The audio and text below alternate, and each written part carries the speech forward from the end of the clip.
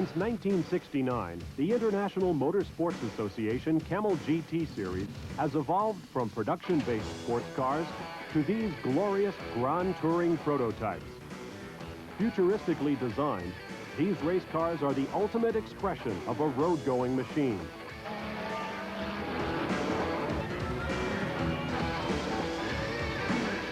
Capable of speeds in excess of 200 miles per hour, the IMSA Camel GT Series attracts top driving talent from around the world. Australian Jeff Brabham, son of three-time world champion Sir Jack Brabham and the four-time defending Camel GT titleist.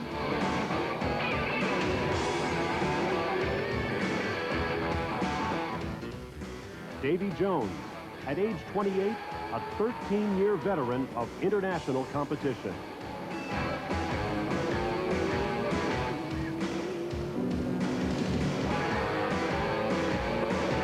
Juan Fangio II, nephew of legendary five-time Formula One world champion Juan Manuel Fangio of Argentina.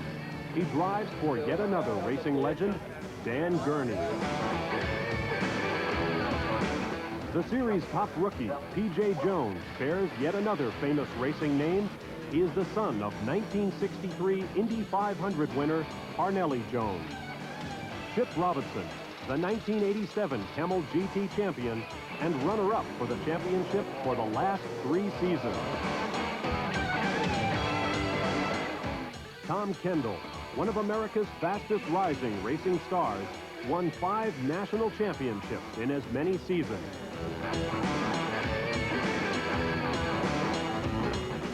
Bryce Cobb, winner of the 24 Hours of Le Mans in 1990, and a driver who has scored at least one Camel GT victory every season since 1985.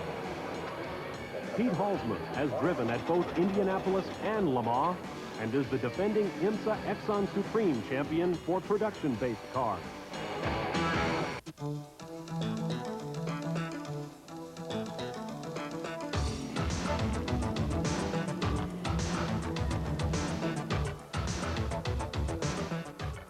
From the high banks of Daytona Beach, Florida, to the championship finale at Del Mar, California, IMSA hosts events at a wide variety of permanent and temporary circuits, such as Watkins Glen, New York, Sebring International Raceway in Florida, Miami Beach, and New Orleans, Louisiana. Piloted by world-class driving talent, the sights and sounds of these exotic, purebred racing machines is a show you can't afford to miss.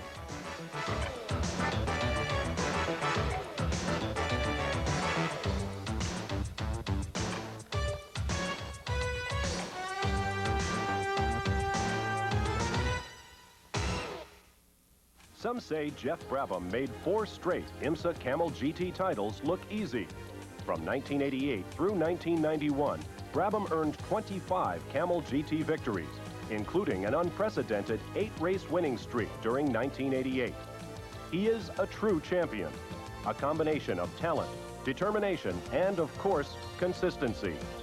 We must acknowledge his accomplishments as we introduce the new Camel GTP champion.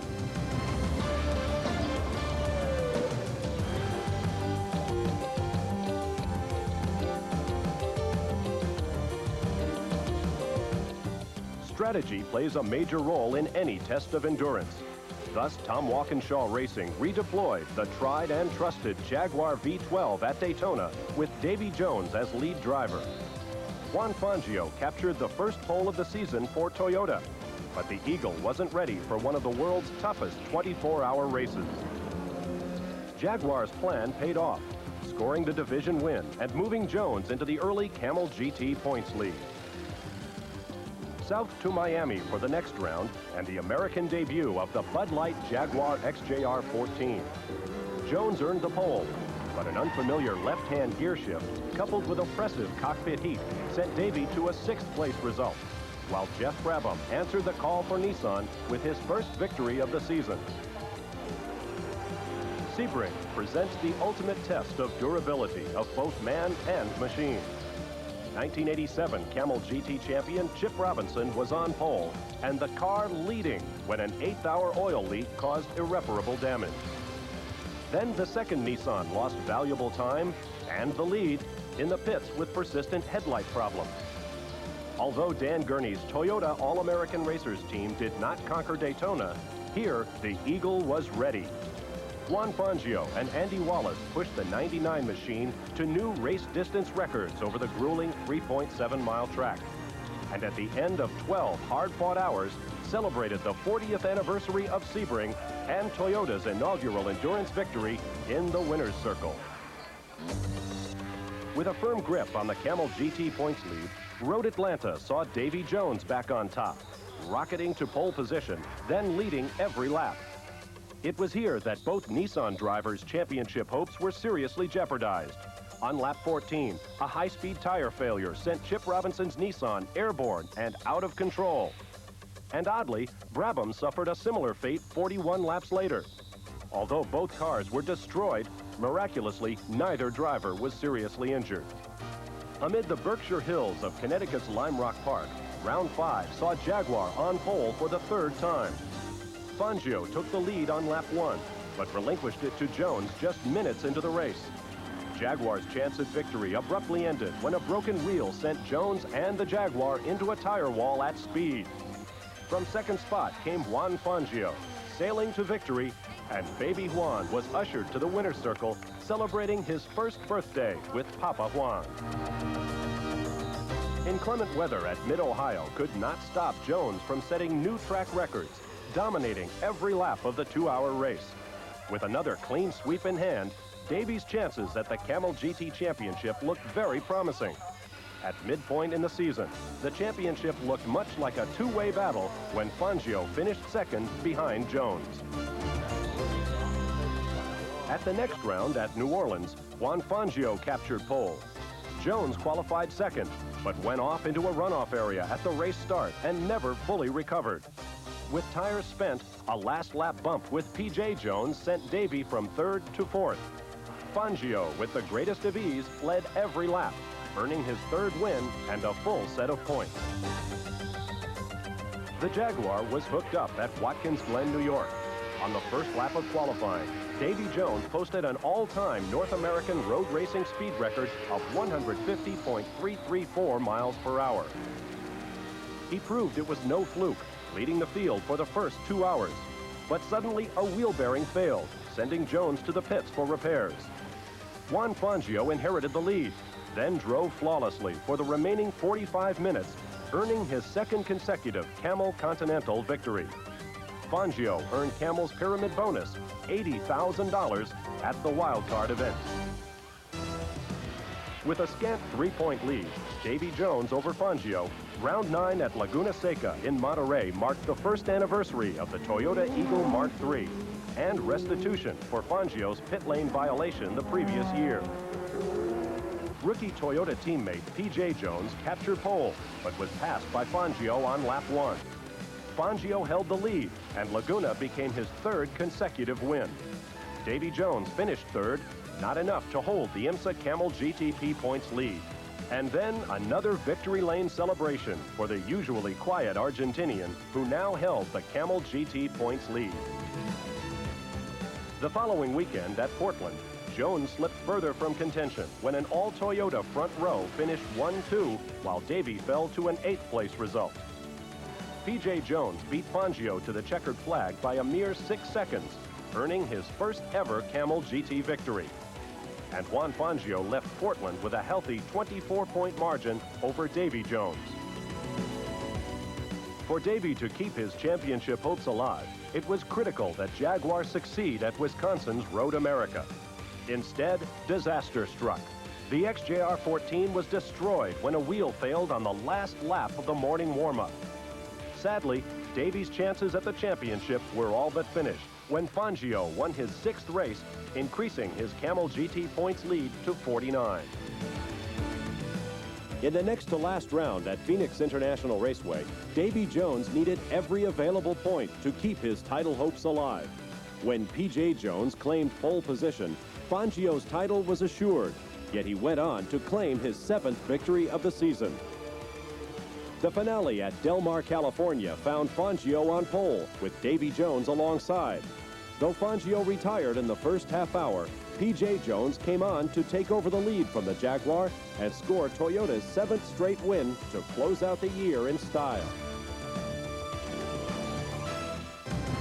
There can be little doubt that Juan Fangio's steady rise in the ranks of Camel GT competition is the culmination of complete dedication and exceptional talent. Perhaps Dan Gurney describes him most eloquently. I feel the echo of his uncle. He has that tender finesse of touch with a car, but beneath it, there's a man of steel. On behalf of R.J. Reynolds Tobacco Company, we salute Juan Manuel Fangio II, the 1992 IMSA Camel GT champion.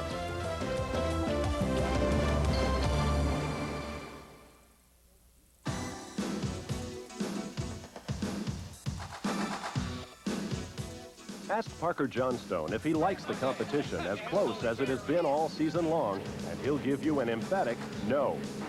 Parker would like to do what he did last year, clinch the Camel Lights Drivers' Championship at Laguna Seca and have it over with. But the advent of the Norwegian Cruise Line's Buick team intensified Camel Lights competition, making things mighty close on a regular basis. Former European C2 champion Fermín Velez arrived at Daytona in the employ of Andy Evans' newly formed 2-car Buick team.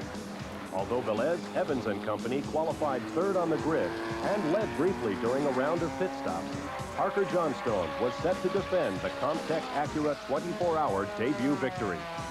He started things off by setting a new track record in qualifying and ended it by leading the BF Goodrich Acura team to their 2nd straight Daytona win. The Scandia Buick team finished 2nd. Then at Miami, there was great drama when Velez was sidelined with a broken suspension just before the green flag was shown. Without warning, Johnstone was snagged in the net of a first-lap crash, forcing him to the pits for a quick repair. No such luck for Velez, who patiently waited. When he reached the pit exit, he was 6 laps down. Parker Johnstone and Dan Marvin scored their 2nd straight win, while Charles Morgan and Fermín Velez rallied to finish 2nd. Sebring takes no prisoners, and Acura and Buick were no exceptions. Johnstone collected his 3rd straight pole of the season and, teamed with the able services of Dan Marvin, led most of the first 2 hours. Meanwhile, the Buick team suffered 2 separate suspension failures, forcing the car to the pits for 2 lengthy stops. When the leading Acura fell out at the 2-hour mark, it put Mazda right in the hunt. Jim Downing, Tim McAdam, and Howard Katz took top honors, finishing an impressive 5th overall. Johnstone and Marvin scored their 2nd clean sweep of the season at Road Atlanta, setting a series of new track records, while Velez and Evans were haunted by electrical gremlins. Once again, they finished 2nd. The Johnstone-Marvin combination won again at Lime Rock Park by a 4-lap margin, while their main competition's hopes of winning went up in a cloud when a gearbox failed near the end of the race. A steady downpour at Mid-Ohio contributed to severe handling problems for Johnstone and Marvin. Ruggero Melgrati and Costas Lowe set the fastest race lap in the 2nd Acura, but they could not catch and pass the colorful Buick. At last, Fermín Velez and Andy Evans captured their 1st victory of the 1992 Camel Lights season. At New Orleans, Johnstone's spree of pole positions increased to 7, and he took the early lead, while Velez and Evans started last when suspension troubles prevented them from qualifying. Johnstone and Marvin reported handling problems and fell to 4th. Evans and Velez charged back to lead the race, but were passed by their teammates during a round of routine pit stops. Charles Morgan and Tommy Riggins earned Buick its 2nd straight victory. Johnstone collected yet another pole at the high-speed circuit at Watkins Glen, but lost 4 laps while in the pits sorting out fuel pressure problems. Evans and Velez had an early spark plug problem, followed by inaccurate fuel reading problems that allowed Marvin to pass Velez and garner a 4-lap lead. Acura's win at Watkins Glen was indeed unusual. sitting stationary on pit lane with a car that refused to refire. Round 9 of Camel Lights competition at Laguna Seca saw a sharp battle between Acura and Buick. 44 minutes into the 2-hour race, Ruggero Melgrati elbowed his way past the leading NCL Buick. And with 24 minutes remaining, Parker Johnstone and Dan Marvin edged past Velez and Evans for second. Melgrati and Wayne Taylor held the lead, and Acura posted a 1-2 finish at Monterey. At Portland the following weekend, Johnstone earned his 10th consecutive pole, and main rival Fermin Velez went out on the very first lap with gearbox linkage problems. Parker Johnstone and Dan Marvin led every lap, adding another clean sweep of points towards their Camel Lights championship bid. Road America's sweeping 4-mile circuit saw a pair of Comtech Acuras on the front row, 2 Buicks side by side on row 2. A close race formed at the green, 2 Acuras out front, the Scandia Buicks close behind. But on lap 32, Taylor pitted, reporting loss of power, and the leading Acura retired. Marvin took control of the race, and with an 11.8-second lead, was forced to park on course, giving way to Buick's Tommy Riggins, who shared the victory with Charles Morgan. Andy Evans was edged out for second when a determined Jim Downing pushed his Mazda past Evans with minutes remaining. The next to last round, the inaugural Camel GT race at Phoenix International Raceway, produced a controversial battle between Johnstone and Velez. Late in the race, as Parker exited the pits, the two made contact, putting Velez off course and unable to restart. From the sidelines, a frustrated Velez looked on as Johnstone earned his 7th win, clinching the Camel Lights Championship for the 2nd straight season. Johnstone completed an unprecedented season pole sweep at Del Mar, California, but gave up the lead on lap 1 to Velez. Andy Evans and Fermin Velez relinquished the lead briefly during a round of pit stops, but closed out the 1992 Camel Lights season with their 2nd victory. In addition to taking every Camel Lights pole during 1992, Parker Johnstone set more than a half-dozen track records and reigns as the leading active Camel GT driver in winning percentage. R.J. Reynolds Tobacco Company honors Parker Johnstone, the 1992 Camel Lights champion.